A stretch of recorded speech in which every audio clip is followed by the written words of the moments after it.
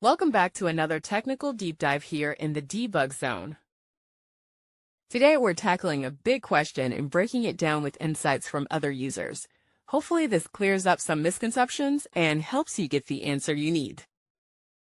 So buckle up, stay a little curious, and let's jump right in.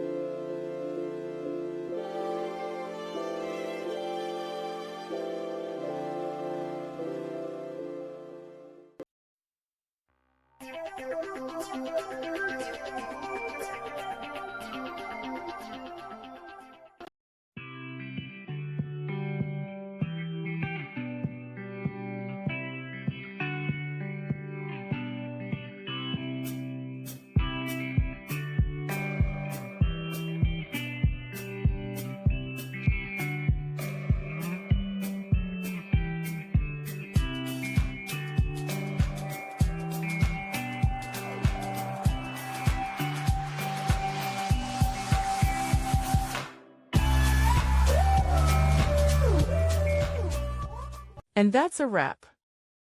I hope you found the answer you were looking for. If you did, take a second to hit that subscribe button. It really helps out. And let me know in the comments which solution worked best for you. See you next time in the debug zone.